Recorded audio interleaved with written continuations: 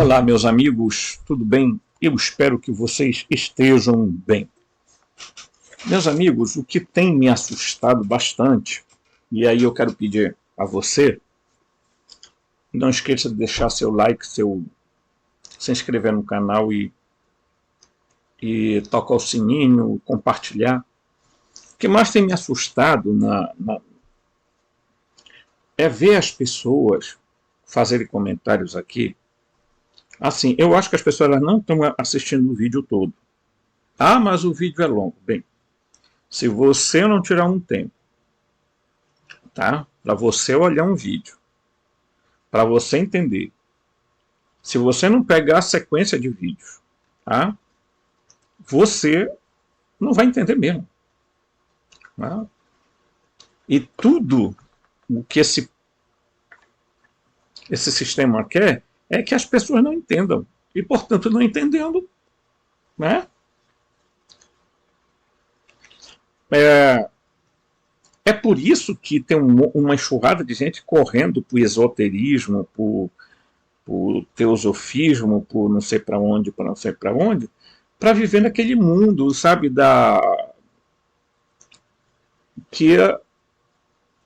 aonde o fundamento é o espiritualismo, é a misticidade, entendeu? Elas esquecem de ver o universo como não uma mágica, não algo místico, milagre, mas como algo profundamente tecnológico. Seres humanos foram criados por tecnologia. Quer você leia a gnose, quer você leia a Bíblia, dentro da sua literalidade, quer você leia as tabuletas da Suméria. Aí as pessoas agora também caíram numa outra onda, a onda de anunnakismo, tá? A religião do anunnakismo. Por quê? Porque tudo virou Anunnaki. Então, a referência tem que ser Anunnaki. Né? Elas esquecem que os Elohims da Bíblia, elas esquecem dos arcontes, tá? dos gnósticos, elas esquecem tudo. Aí elas se fitam, e como elas não conseguem fazer um paralelo, porque elas não estudam os assuntos, elas não estudam. Essas três linhas de raciocínio, elas não estudam. Tá?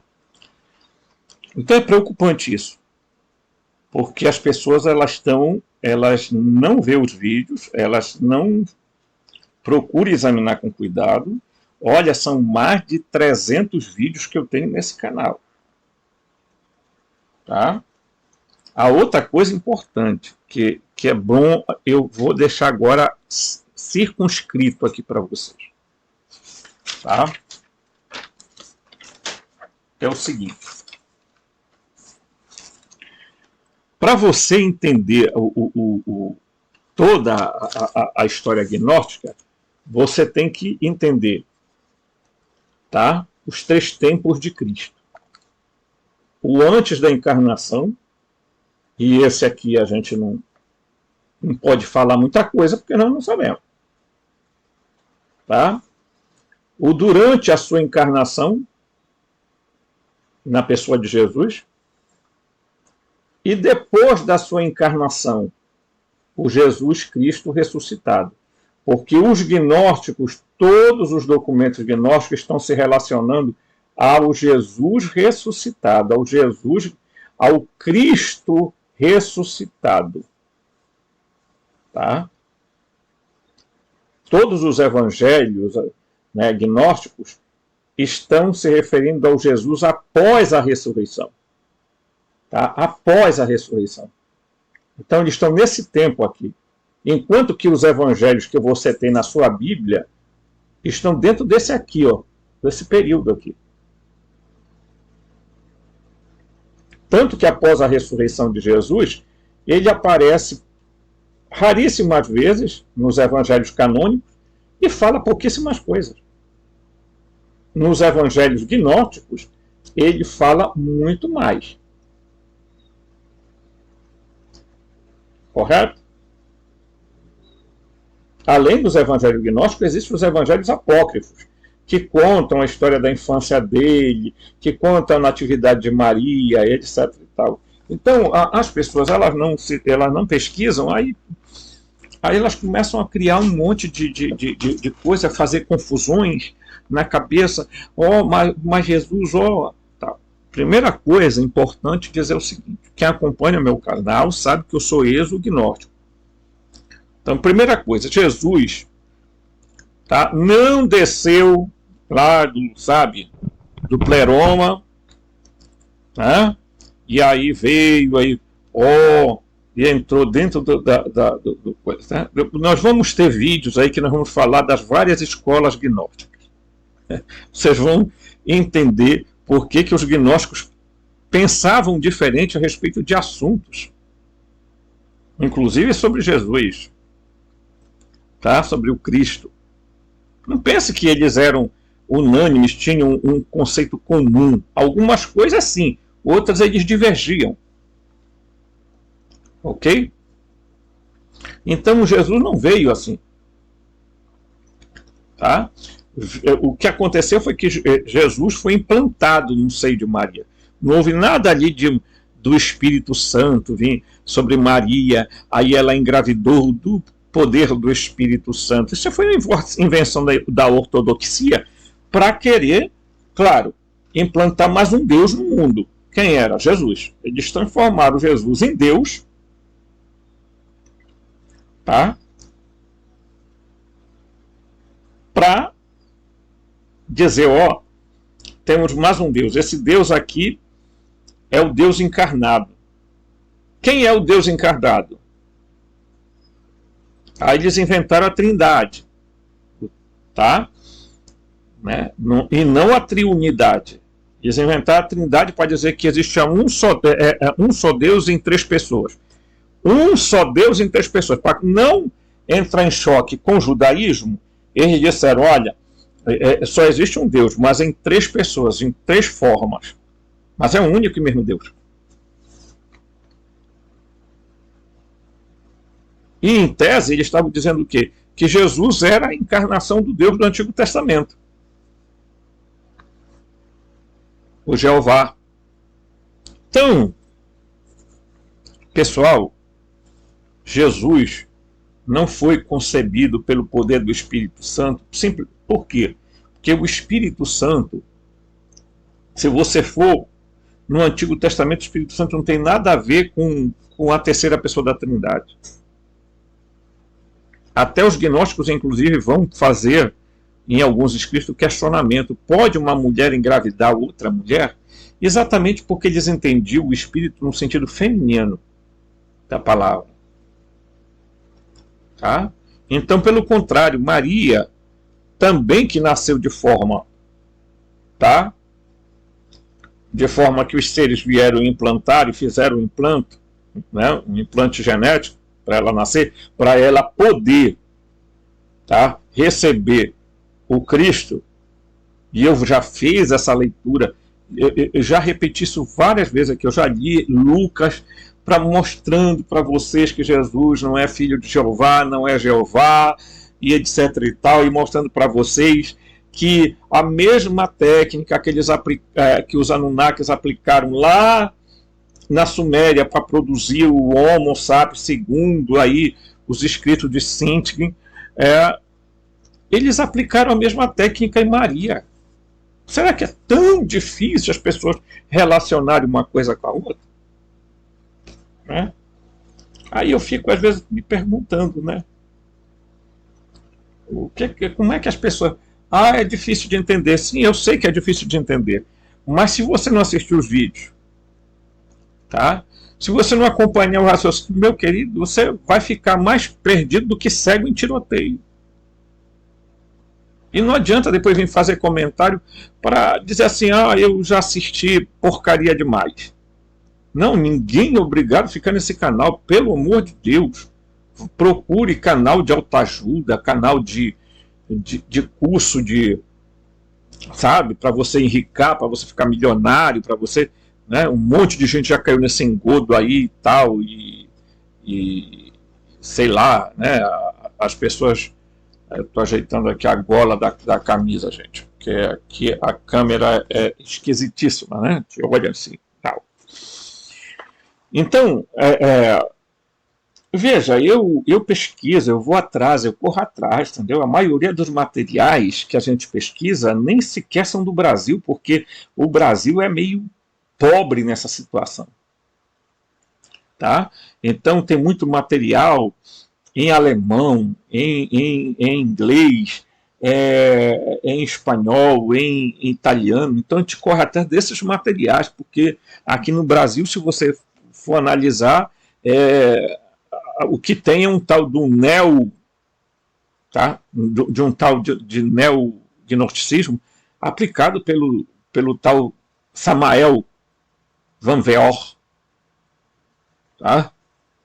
Que interpreta tudo esotericamente, criou uma igreja e PPP por aí. Eu nem leio o livro desse senhor. Não leio, gente. Tá? Porque aqui a gente procura ter um mínimo de racionalidade, mesmo lidando com assuntos que são extremamente simbológicos. Ok? Então, dito isso, vamos procurar ter calma, porque a cada momento eu vou produzindo assuntos e eles vão se relacionando e eles vão abrindo janelas, abrindo filetes de luz para que você vá atrás, né? Então, tenha calma, né? Tenha muita calma, porque as pessoas estão por aí, todo mundo sabe, eu não entendi, onde está Jesus? Sabe, os vídeos da Nana nem acabaram e as pessoas já estão fazendo perguntas sobre outro assunto. Ok? Muito bem, vamos lá. Então, olhe bem para essa imagem aqui, tá? Por favor. Se concentre olhando para essa imagem. Só o que eu peço para você, tá? Por alguns segundos.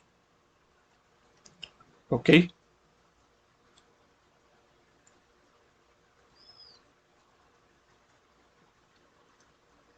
Então, olhou para essa imagem aqui? Tá.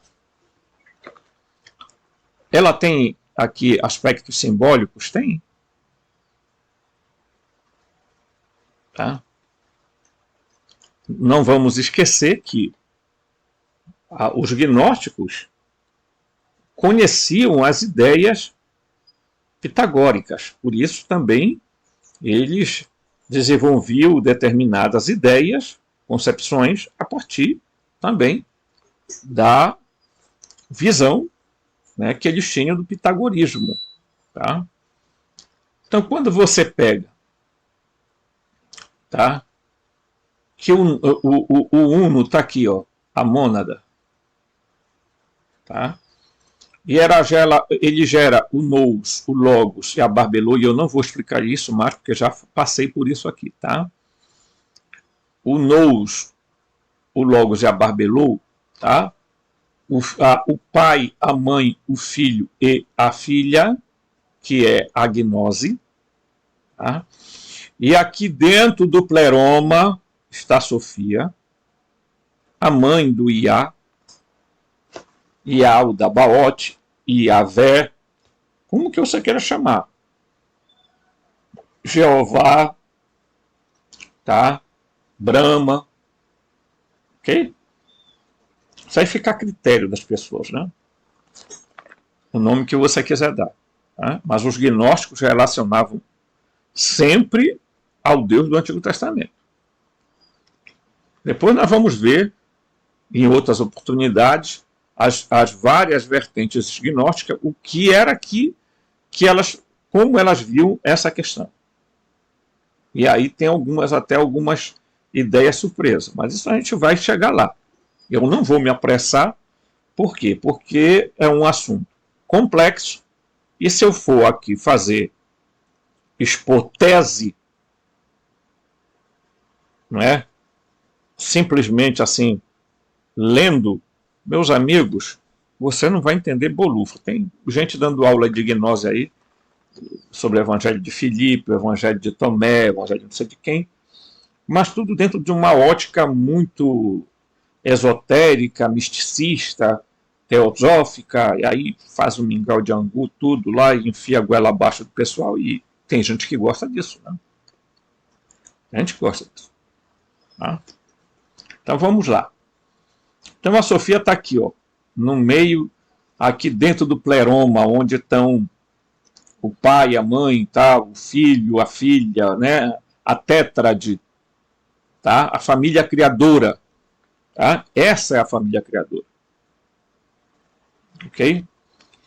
E também aqui era o kenoma, o vazio, o limite entre os dois universos.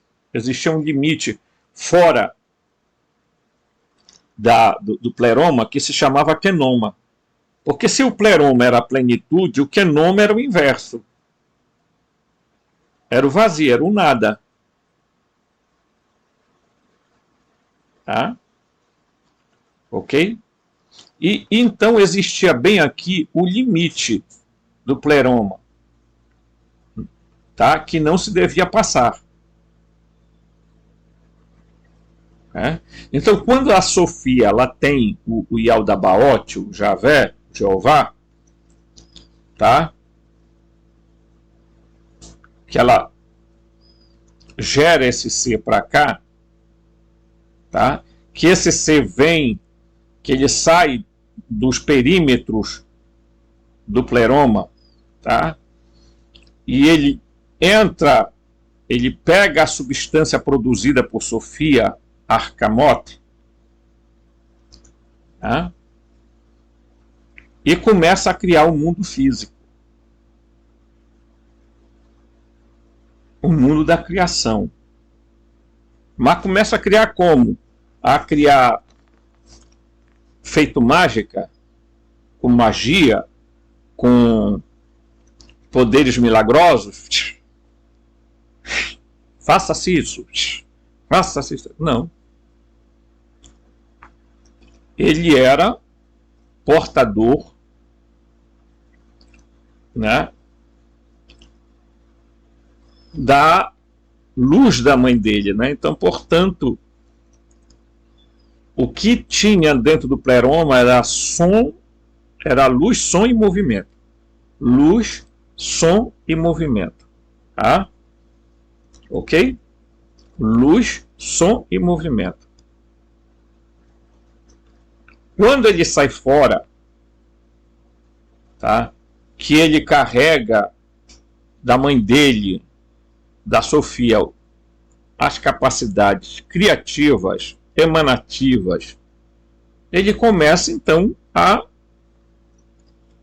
conceber a ideia do universo. E esse universo surge a partir do momento que ele cai do pleroma, dos limites do pleroma. Tá? Que a Sofia, ela não vai voltar para o pleroma, ela vai ficar numa região intermediária entre o universo, tá? O universo físico, biológico, o universo, tá? do Yaldabaoth, que é chamado universo moroncial. Então ela vai ficar ali no limite. Tá? E eu já mostrei isso aqui em gráficos, né? Já mostrei. As pessoas têm que só acompanhar os vídeos. Se não acompanhar, não tem como. Por mais que eu me esforce aqui, as pessoas não vão conseguir fazer o entendimento disso. Muito bem, vamos seguir em frente aqui. Então aqui está o pleroma. E aqui está o kenoma.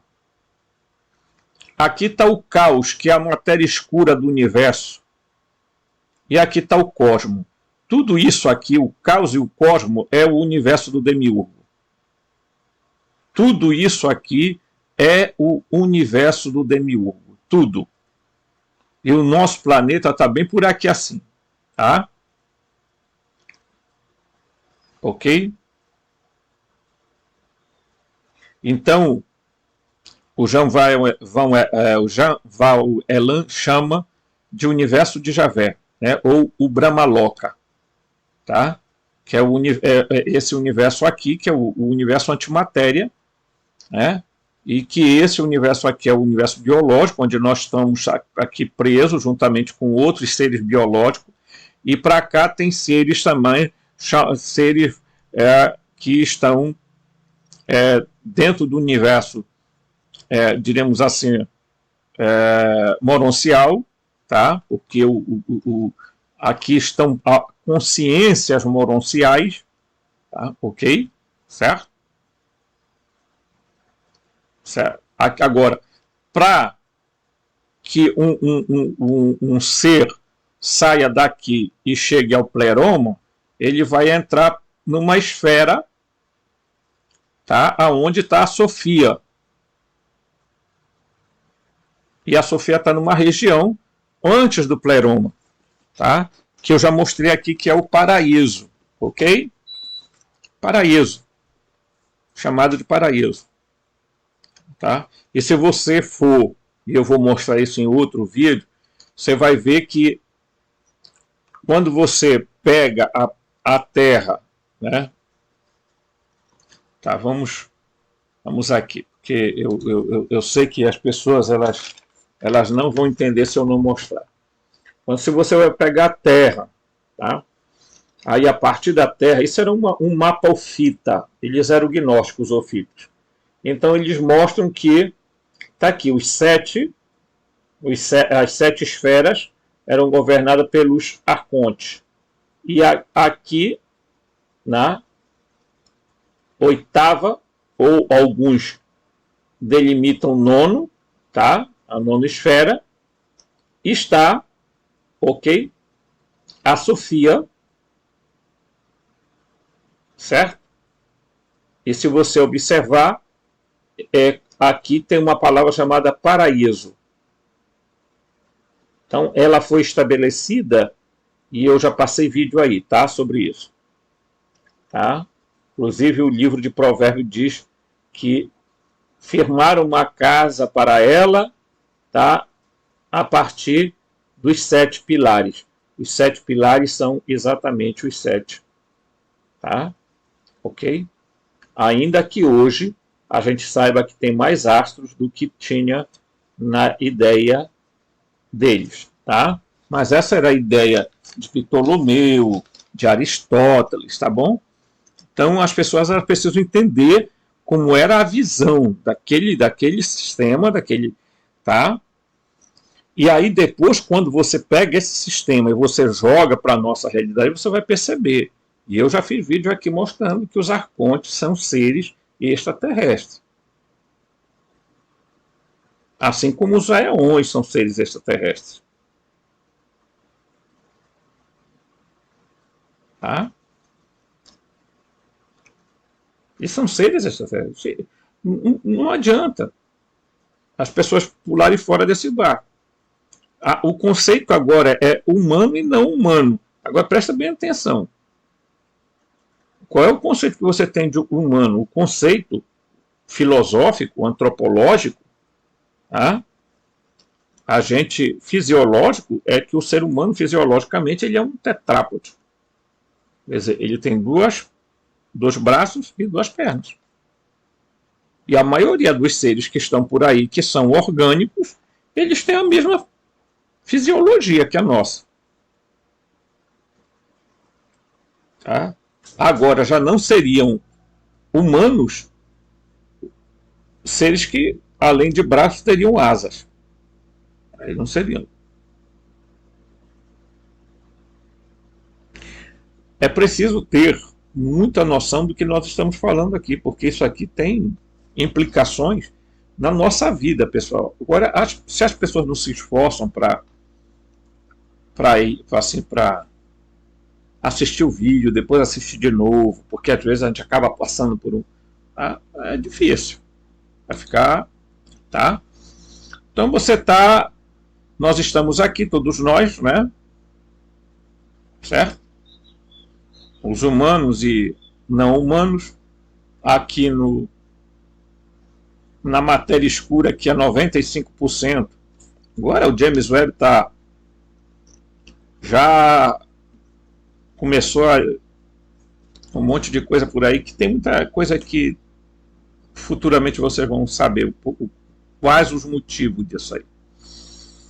Então, aqui fora, né, do universo do demiurgo, está o quenoma, tá? E está o pleroma. Então, portanto, o pleroma é o universo total, tá? Das divindades, dos seres, tá? E o demiurgo está aqui, né? Vai chegar o momento em que vai ser restaurada todas as coisas. Então, é preciso a gente prestar atenção dentro desse processo do que é que se está a nível cosmológico, vamos usar esse termo assim, para a totalidade, é o que é que os seres estão planejando a fim de resolver os problemas controversos que estão aqui dentro do nosso universo, do universo do demiurgo. Porque o nosso universo foi criado por ele, mas ele ficou preso a um universo anterior ao nosso, paralelo ao nosso, e lá está um caos, aqui está um caos, e os outros universos estão vendo como fazer para resolver alguma coisa. Mas lembrem-se que é nós que temos que resolver as nossas questões. Esse negócio de ficar dependendo de ET, de que ET vai trazer resposta, de que não sei quem vai dar resposta, de que não sei, as pessoas jogam a responsabilidade de resolver as coisas na costa de anjos, de Deus, de santos e etc. por aí. Certo? Vamos lá. Então, aqui sendo o pleroma, tá? Que é a imagem anterior, tá? A Sofia está aqui. A Sofia tem um filho.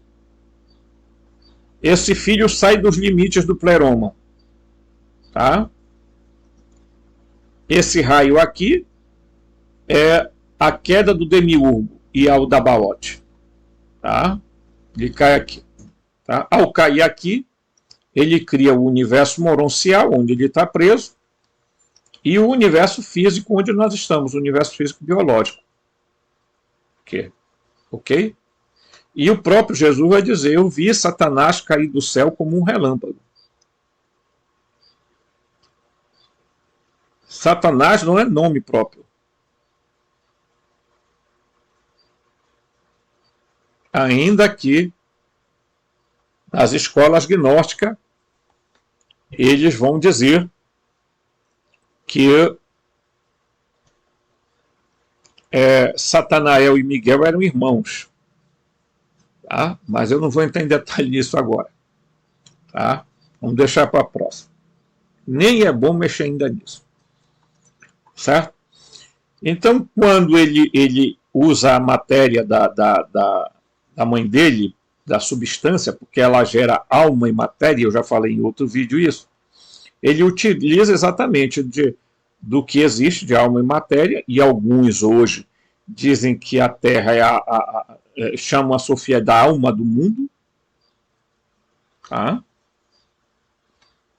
Então, Gaia seria a Sofia, na invenção de alguns hoje, de uma certa corrente esotérica, ao dizer que a Terra é Gaia, que é a Sofia. Tá? Mas não bate com as escolas gnósticas. Tá? Certo? Então, o que está de acordo com as escolas gnósticas é que o Yaldabaoth é aquele que cria o universo material. Então, ele cria o universo material, mas ele fica retido no universo anterior ao nosso, por causa que esse universo é um universo préter biológico. Esse aqui é o universo natural, o nosso universo natural. O dele é um universo préternatural. Ok? Certo? Então, ele gera esse universo aqui. E a Sofia vai ficar numa região exatamente para ser a mediadora entre o mundo biológico e preto-biológico para o mundo espiritual ou fractal. Vamos lá. Existe um entrelaçamento quântico, né? Tudo está conectado, tudo é energia, frequência, vibração. Tudo está constantemente sendo colapsado, formando e criando realidade. Estamos dentro de um universo químico, físico e biológico. Então, didaticamente, a gente usa aquele mecanismo para mostrar para vocês que existe um universo aqui, o outro aqui dentro, o outro aqui dentro, mas, na prática, eles estão entrelaçados, tá? No emaranhado quântico, chamado, tá? Certo? Emaranhado quântico. Esse é um termo que é usado na física quântica, tá? Esse emaranhamento quântico, ou alguns chamam de também entrelaçamento quântico, é exatamente isso, tá? As realidades estão conectadas umas às outras. Nós separamos a nível didático somente para compreensão. Olha, o universo do Demiurgo esse, o universo do Pleroma esse, o universo físico-biológico esse, mas no grande, assim, numa visão mais ampla, eles estão completamente entrelaçados. Por quê? Porque, na verdade, o que separa um do outro é a frequência, a vibração de cada realidade. Tá? Então, as dimensões, os mundos, os universos paralelos, nada mais são que modos diferentes de realidades percebidas pelos sentidos, pois elas estão em frequência, vibração e sintonia diferente. Então, você está em sintonia com esse universo aqui. Você não está em sintonia com o universo do Yaldabaoth. Você nem sabe como é que funciona o universo do Demiurgo, mas nós temos uma leve suspeita de como é que funciona esse universo. Por quê? Porque o apóstolo Paulo vai dizer: nós não temos que lutar contra a carne e sangue, mas contra principados e governos, contra as autoridades espirituais do mundo das trevas que estão espalhadas pelo universo, pelo cosmos, ou, em outras palavras, ele disse assim, pelos ares, pelos espaços. Tá? Pela atmosfera. Então o apóstolo Paulo entendia que existia, tá, no espaço atmosférico seres que eram principados e governos, que tem tudo a ver com os arcontes e tal. Entendeu? E ele não entendia espaço e atmosfera como algo assim típico, igual nós entendemos hoje. Ele entendia como espaços, né, que diríamos assim, do ponto de vista físico, era o lugar aonde estavam ocultos as forças, né, que se opõem à luz. Então ele está meio dentro do campo do dualismo, mostrando isso exatamente. Então, quando você está aqui na sua realidade, a sua sintonia está dentro dessa realidade. A frequência e a vibração do nosso mundo é diferente da frequência e vibração do mundo de outros seres. É por isso que eles aparecem e desaparecem. O fato de você não ver um ser não é porque ele não exista, é porque a densidade da frequência da vibração sua não bate com a dele. Eles veem a gente e a gente não vê eles. Isso que é o pior. Tá? Isso que é o pior. Então, os extraterrestres, os seres não humanos, tá? Que não pertencem à raça humana, mas que acabaram saindo dos humanos, e eu não estou falando isso, coisa não, as informações que a gente recebe é de que alguns seres, eles foram, surgiram a partir dos humanos. Tá? Então, vamos ficar atento a isso. Né? Ok? Então, leia sempre os textos que eu colocar aqui. Tá? Da mesma forma, o livro secreto de Tiago, Cristo exorta seus ouvintes a ser cheios e não deixar o espaço vazio dentro de vocês. O autor gnóstico da oração do apóstolo Paulo, como que respondendo a este mandamento, diz a Cristo: Tu és minha plenitude. Então, enquanto que alguns estão pregando o auto-esvaziamento, tá? Os gnósticos pregavam o auto-preenchimento da plenitude de Cristo. Aí alguém vai dizer, bem, mas para encher alguma coisa é preciso esvaziar antes. Né? Então você vai cair naquela onda de muitas técnicas que tem por aí de auto-esvaziamento. Eu vou me esvaziar de mim mesmo. Né? Quero me esvaziar de mim. Aí a pergunta é, você quer se esvaziar de você para... E o que é que vai ocupar lá? Porque tem muita gente que acaba se esvaziando de si, tá? E deixando que outros ocupem um lugar. E aqui, ser cheios é não deixar o espaço vazio dentro de você. Então a gente quer estar cheio de quê? Do pleroma, da plenitude. Tá? Da energia que vem do sistema lá do pleroma, da placa-mãe. Tá? Porque senão nós seremos aqui alguém perdido. Então, a plenitude é que tem que encher a gente. E não a gente ficar falando por aí que a gente tem que estar esvaziado de quê? Do que é que você quer ficar vazio? Tá? Certo? Tudo bem.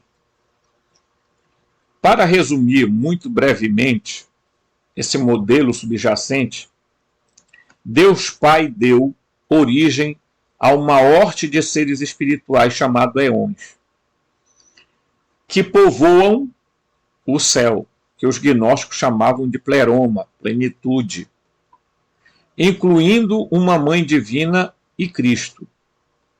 Um dos últimos desses seres a emanar do Pai, Sofia, deu à luz a um novo ser por conta própria, sem envolvimento do seu parceiro ou aprovação do Pai.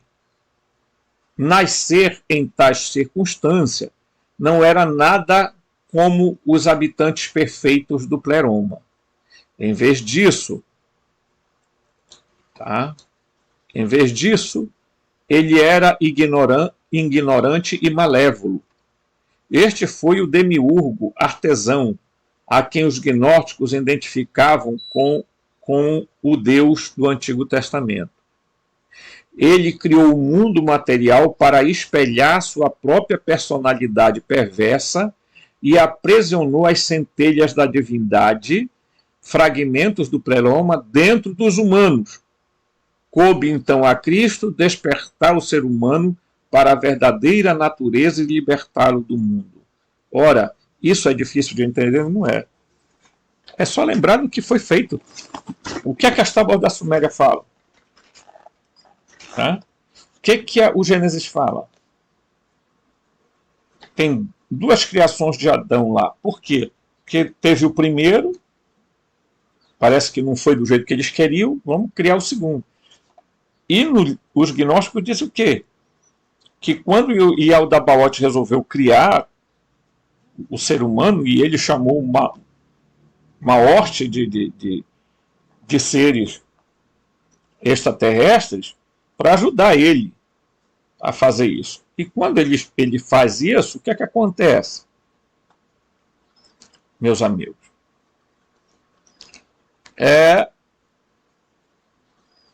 Acontece que o humano que ele cria não sai. Era um ser simplesmente psíquico. Então aí a Sofia arruma um jeito de falar ao ouvido dele que era para ele soprar. Tá? E aí está o que acontece. Num linguajar simbólico, na hora que ele sopra, ele injeta para dentro do ser humano a centelha divina que tinha nele, porque ele é filho de Sofia, que é um leão. Isso para dele, né? Então, as turbinas funcionaram. Ligou a tomada. Tá? Mas numa outra linguagem que a gente pode chamar de técnicas, né?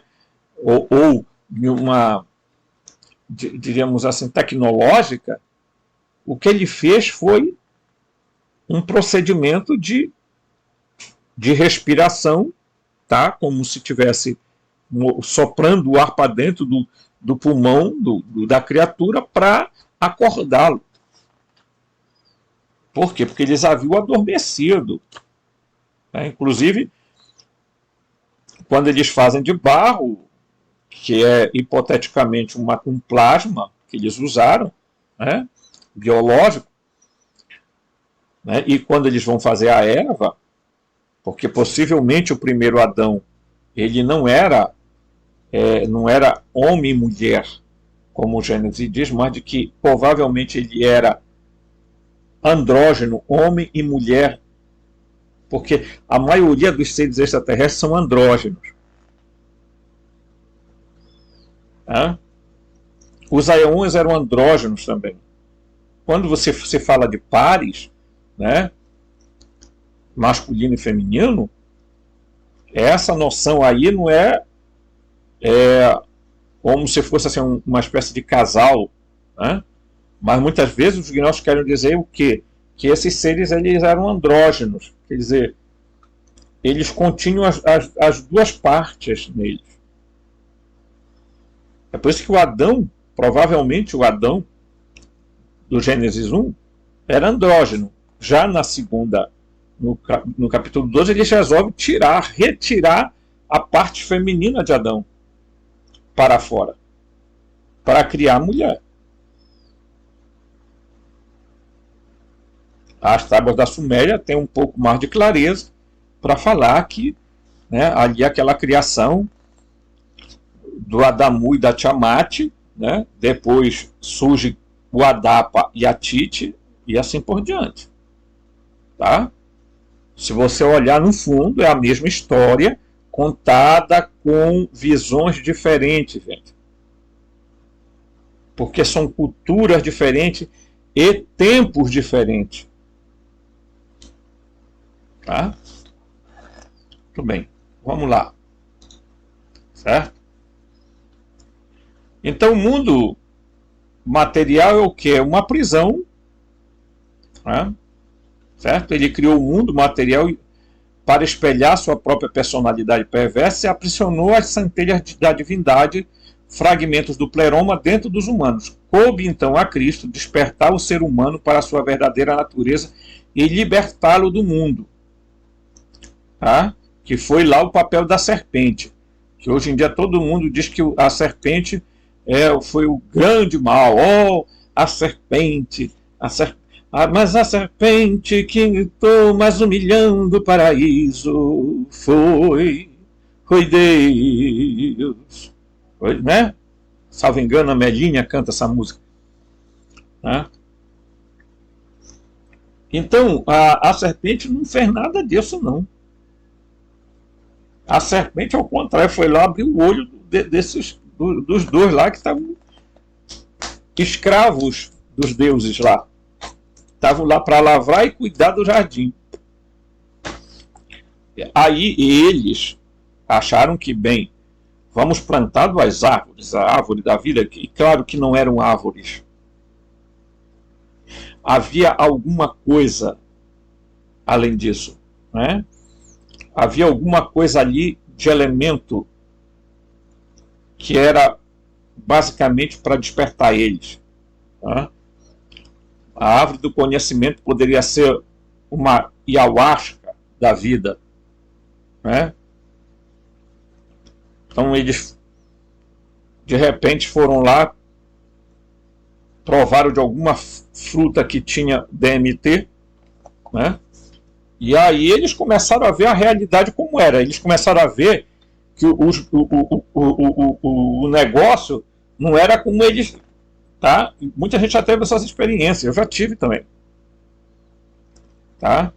E a gente começa a ver o outro lado da realidade e começa até a se assustar.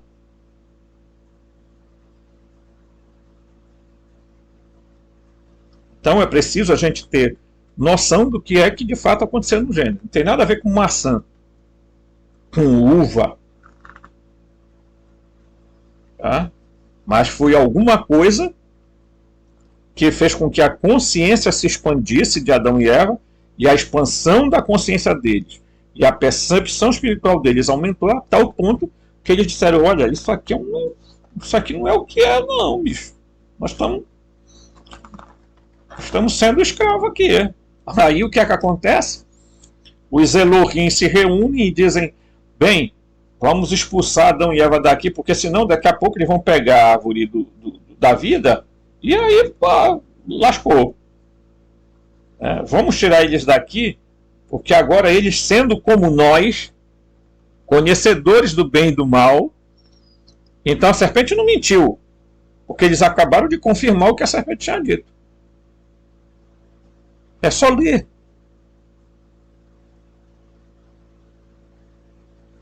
Tá? Então vamos lá.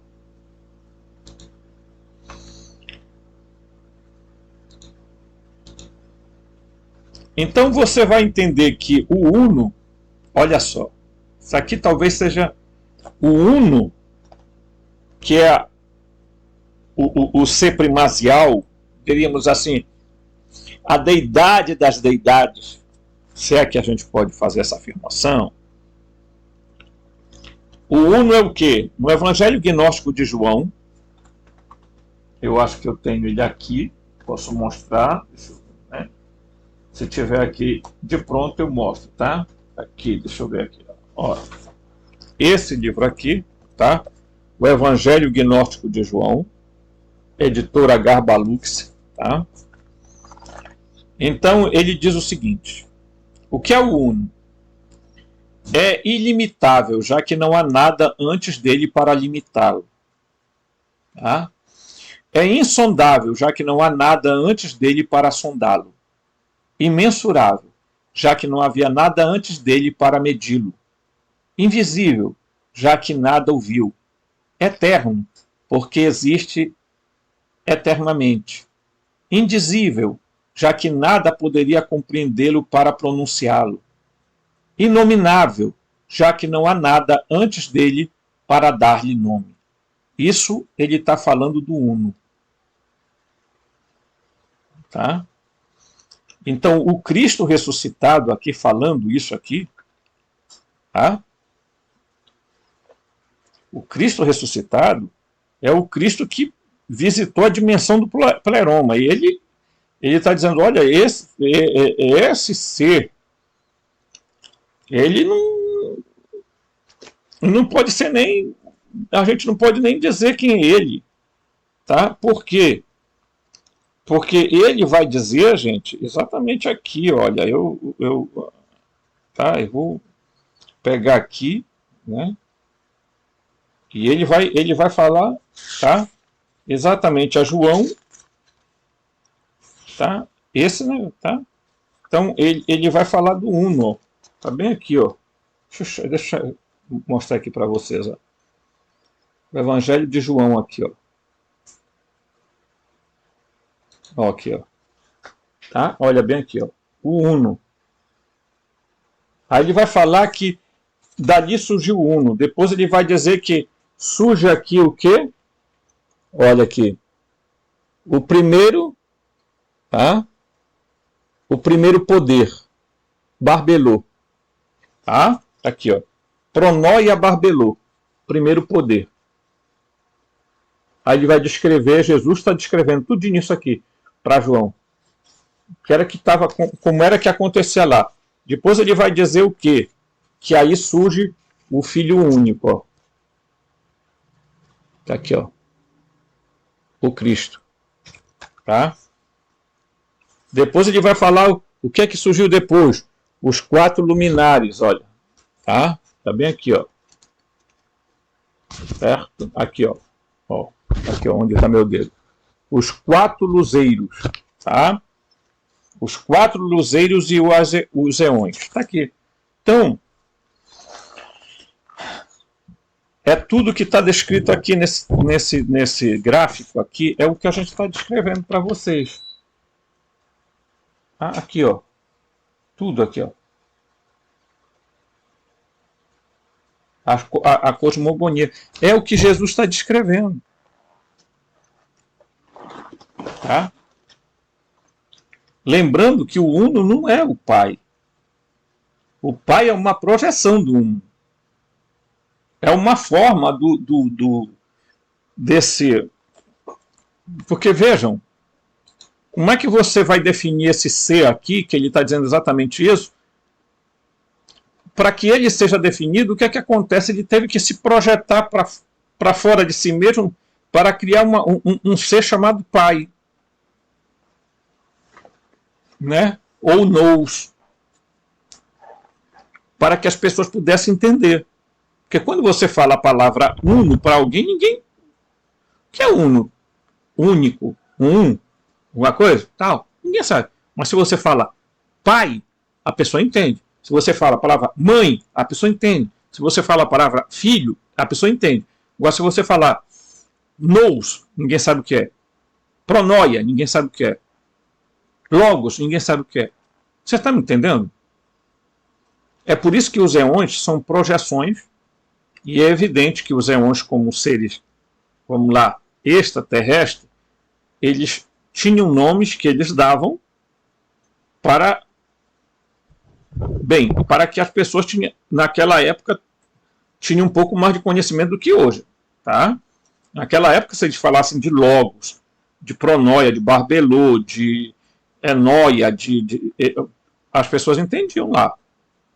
Hoje, se você falar, ninguém entende. Então, por isso que preferiram pegar os trinitaristas e criar Pai, Filho e Espírito Santo. Pronto. Aí todo mundo entendeu, só não entendeu o Espírito Santo. Tá? Porque eles não quiseram botar mãe, né? Porque a igreja é patriarcal e aí botar o nome de mulher no meio ia dar problema. Né? No entanto, os gnósticos estavam longe de silenciar sobre Deus. Eles escreveram sobre ele longamente e de maneira poeticamente evocativa, mas suas descrições dele foram tentativas de explicar por que ele é tão indescritível. Tá? Ao contrário do Deus do Antigo Testamento, que você pode fazer até se você pegar o Deus do Antigo Testamento, você faz até uma análise psicológica dele, se você quiser. Tá? Uma façanha que é impossível, como os gnósticos prontamente reconheceram. Ainda assim, eles fizeram o melhor que puderam na esperança de que alguns dos seus leitores pudessem entender o significado por trás das suas palavras. É aqui que está a coisa, o significado por trás das palavras.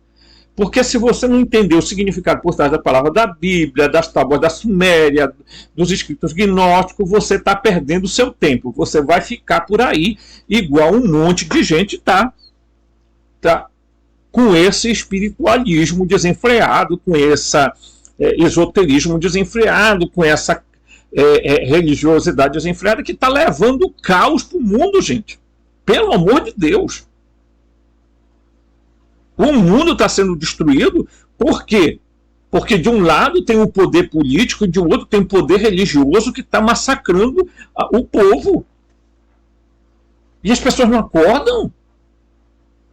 É preciso levar um choque, um pontapé, é preciso ser expulso de uma igreja, é preciso adoecer para... Meu Deus, como é que eu... Nossa! Nossa! É terrível isso.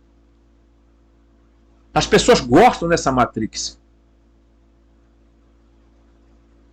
Né? Vamos lá. Os gnósticos se referiam a Deus como o único, aquele que é o grande espírito invisível, o silencioso desconhecido, o abismo, olha só, o não ser Deus, tá? Porque eles chamavam assim também, o não ser, aquele que não é, tá? E outras designações deliberadamente misteriosas. Por que misteriosas? Porque era para que os leitores, eles estavam sendo perseguidos. Você queria o quê? Que eles falassem assim de maneira bem aberta? Não, claro, o sistema atrás, vou matar. Você quer o quê? Você vai usar o que a linguagem? Hoje eu estou usando uma linguagem aberta aqui, mas a gente sabe o preço que paga também.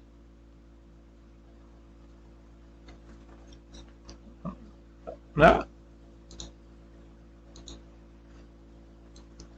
Então, depois que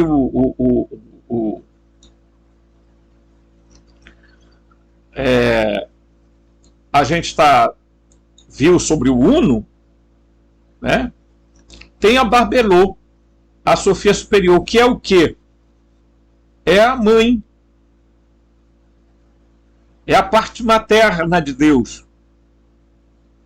Tá? Barbelô é um nome dado à primeira entidade que surgiu de Deus na literatura dos gnósticos clássicos. Depois de Deus, ela é a principal habitante do pleroma, o nome gnóstico para céu.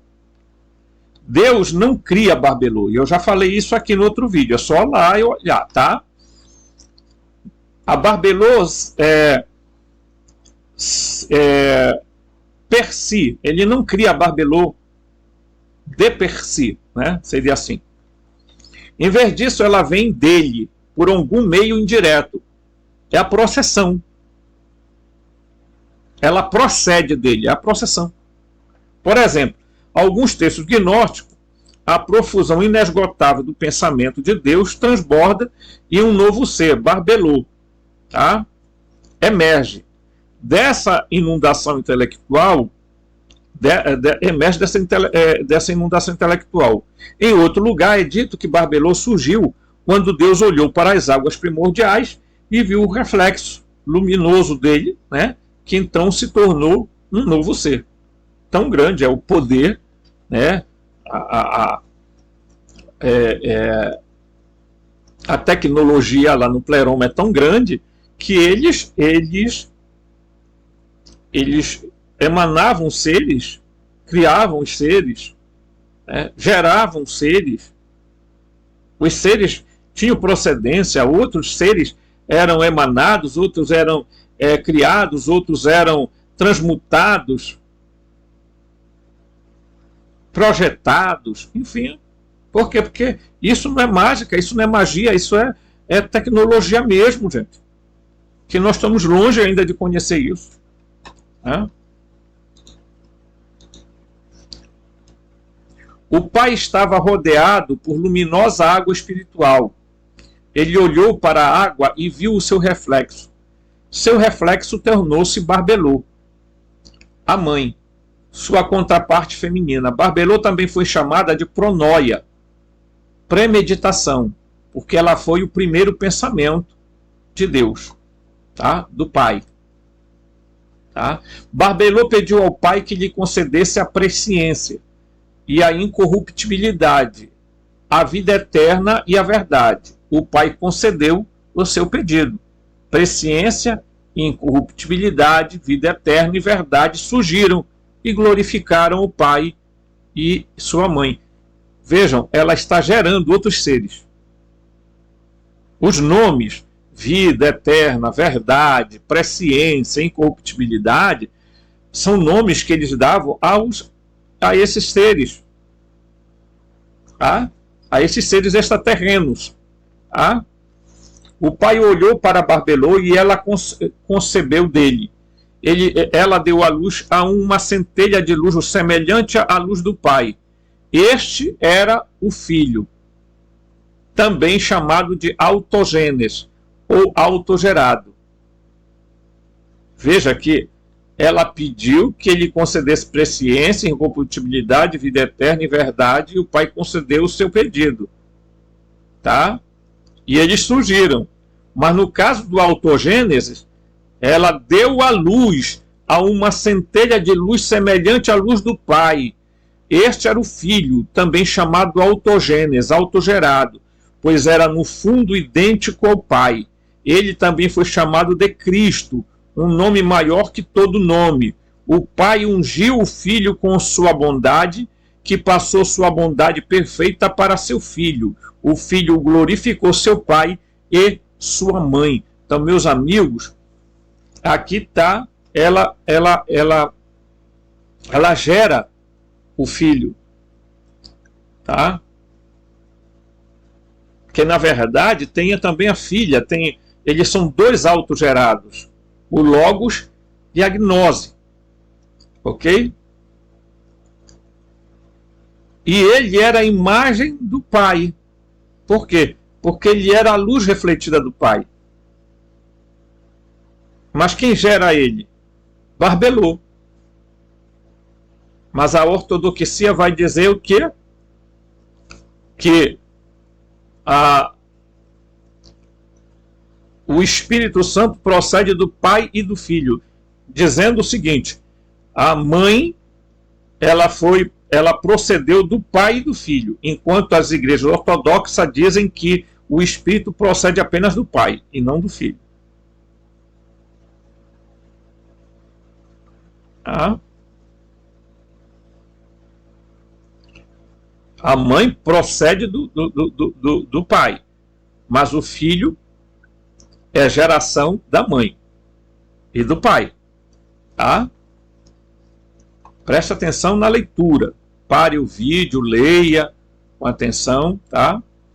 O pai fez do filho o mestre de todo poder e verdade. Do filho vieram os 4 luminares. Aí o filho vai emanar. Tá? O termo correto é emanar, não é gerar, porque gerar é obra da mãe e do pai. Do filho vieram os 4 luminares: Armozel, Oroaiel, Daveitai e Elelete. Cada um surgiu com 3 éons adicionais, com o seu próprio. Os 3 éons com Armozel foram graça, verdade e forma. Os 3 com Oroaiel eram presciência, percepção e memória.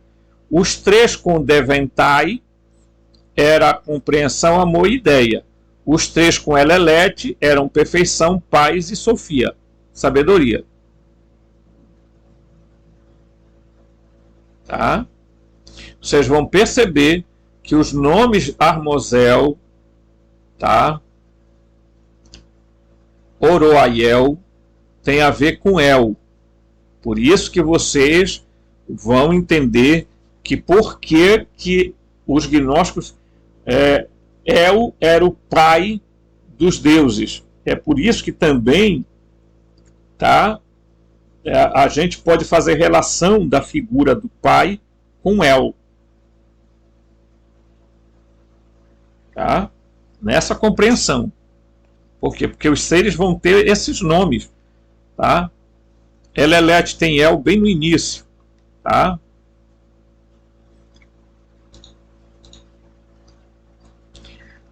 Bem, nós vimos o Pai, nós vimos a Mãe e nós vemos agora o Cristo Logos. Tá? Para uma minoria de gnósticos, a resposta a essa pergunta, né, sobre o Cristo, era a posição teológica que os estudiosos modernos chamam de docetismo, do grego dokein, tá? Parecer. Os docetistas, os docetas, interpretaram Paulo literalmente quando ele disse em Romanos 8:3, tá? Que Jesus veio em semelhança de carne pecaminosa. Então, eles pegaram esse termo e disseram assim, ele veio em semelhança. E não, ele não era carne, ele era semelhante à carne, mas não era carne.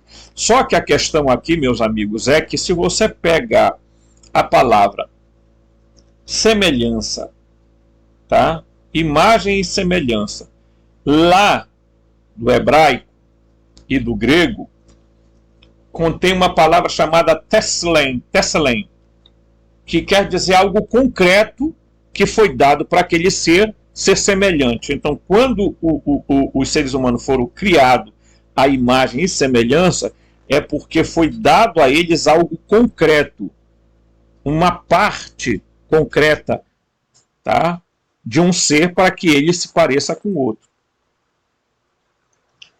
Então, Jesus, os docetas diziam não, Jesus tem uma aparência de carne, mas ele não é carne.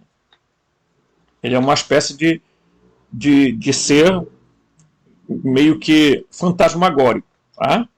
Jesus apenas parecia ser um humano de carne e osso, mas na verdade ele era um espírito que tinha um corpo meramente fantasmagórico. Essa era a ideia docetista. Tá? A ideia dos docetas. Presta atenção nisso. Romanos 8:3, Paulo está falando isso, mas isso, se for tomado literalmente, pelo contrário, vai mostrar que ele, tá, de fato tinha uma natureza. Ele tinha algo. Ele foi inserido, Maria foi inseminada artificialmente para ter o Cristo. Tá? Prestem atenção nisso. Não tem nada de que o Espírito Santo foi lá e engravidou Maria. Lá foi inserido nela, tá? Artificialmente a semente de El. Tá? Então, Jesus não era não tinha um corpo fantasmagórico. A diferença era que Jesus, por ser um ser que tinha uma natureza humana, mas ele também detinha capacidades, tá, de fazer, diríamos assim, manipular a energia. Então ele podia aparecer e desaparecer, materializar e desmaterializar. Hoje em dia existe fenômenos hoje em dia aos montes por aí desse tipo de coisa. Aí a gente vai dizer que né, terrível. Vamos lá. Estamos caminhando aqui para o encerramento do vídeo.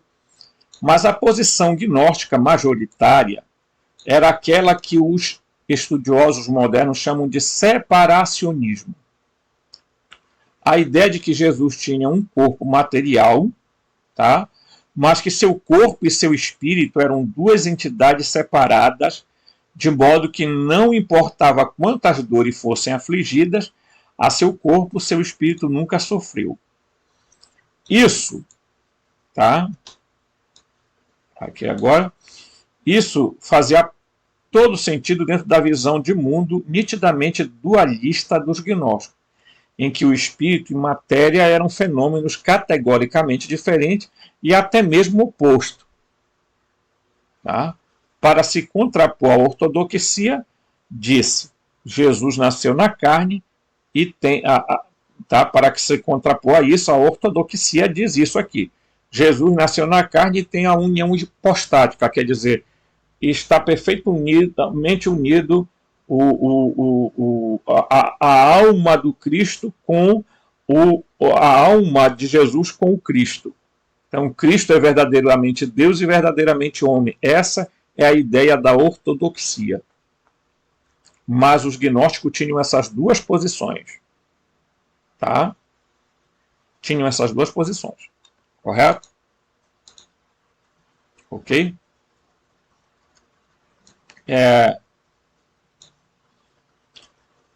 Nesta visão, o ser celestial Cristo entrou temporariamente e assumiu o corpo do homem Jesus. Tá? Os gnósticos tinham essa ideia, que eles eram separados. O Cristo do Jesus eram separados. Tá? Certo? O texto gnóstico Três Formas do Primeiro Pensamento declara que um poder divino vestiu Jesus, tá? Com uma vestimenta. O segundo tratado, isso aqui são livros, tá, gente, de Nag Hammadi. O segundo tratado do Grande Sete, que é também um outro livro da biblioteca de Nag Hammadi, diz assim: traz Cristo dizendo: eu me aproximei de uma habitação corporal e despejei o ocupante anterior e entrei. Né? Aí você vai dizer a seguinte: então ali houve um incorpore, quer dizer, Cristo assume o corpo, o corpus do Jesus. Tá? Isso aqui são as ideias gnósticas, preste atenção. Tá? Nós estamos falando aqui de todas as ideias que se tinha a respeito, tá ok? Isso aconteceu aonde? No momento do batismo de Jesus, quando, de acordo com Marcos 1,10, ao sair da água viu os céus se abrirem e o Espírito descer como uma pomba sobre ele. Lucas 3,22 acrescenta que neste momento houve uma voz que veio do céu e disse: tu és o meu filho, eu hoje te gerei. Só que eu quero dizer o seguinte para vocês. Tá? Quando foram fazer o Novo Testamento, não colocaram essa expressão, hoje te gerei. Tu és o meu filho em que me comprazo. Eles mudaram completamente o texto original, exatamente por quê? Porque eles não queriam apoiar a ideia de que naquele momento Cristo estava sendo gerado na pessoa de Jesus no batismo de João. Tá? Ali estava nascendo um novo ser. Então, como era uma visão alquímica, tá? Ali estava acontecendo uma nova geração. Tá? Os gnósticos, continuando a leitura, não é de se admirar que este evento tinha sido universalmente dito para anunciar o início do ministério de Jesus, pois quando Jesus foi assim assumido por Deus, ele se tornou capaz de realizar milagres e entregar ensinamentos extraordinariamente sábios e perspicazes. Tá? Bem, meus amigos, nós vamos parar bem aqui o vídeo, eu vou parar bem aqui, nós vamos encerrar bem aqui, né? Tá? Para dizer isso aqui para vocês. Jesus, o Emanuel, o Manu, tá? Ele foi inseminado no seio de Maria tecnologicamente. Quando o Gabriel, o Gabrúmio, foi até ela, tem vídeo falando sobre isso, tá? E ela foi inseminada artificialmente para que Jesus, a semente do filho unigênito, a semente do pai, tá? Ficasse no seio de Maria. Quem é a semente do pai? Ela. É só ver o vídeo em que eu falo sobre o anúncio do anjo Gabriel a Maria através do Evangelho de Lucas. Está claríssimo lá de que ele não era Jeová, ele não era filho de Jeová, ele era superior a Jeová.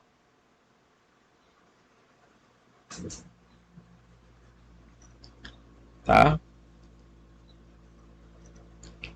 Então, portanto, não tem nada de milagre, não tem nada de Espírito Santo que concebeu no seio da Virgem Maria, não tem nada disso. Tá? O que tem? Tecnologia, que tem uma inseminação, tá? E um parto também, que foi uma intervenção para que Maria simplesmente não fosse violada. Tá? Ok? E aí, Jesus, sendo de alto nível, um extraterrestre de alto nível, porque se vocês acharem que Jesus era terrestre, ele dizia, vocês são daqui de baixo, eu sou lá de cima. Vocês são do mundo, eu não sou do mundo. O mundo entendido como cosmos, ou então o mundo entendido como o sistema. Tá? Vocês são desse sistema, eu não sou. Vocês são desse mundo, eu não sou desse mundo. Eu vim do Pai e volto para o Pai. Mas tudo que Jesus revelou aos gnósticos, ele revelou depois da ressurreição. E tudo que está nas Bíblias, tá? Aqui nessa Bíblia, tudo que está aqui é do Jesus antes da ressurreição. Tá? Então, portanto, essa é a explicação e esse é o vídeo de agora. Aguardem os próximos, que mais coisa vai vir aí. Respirem fundo, porque o avião está apenas decolando. Né? Forte abraço, deixe seu like e se inscreva no canal, toque o sininho.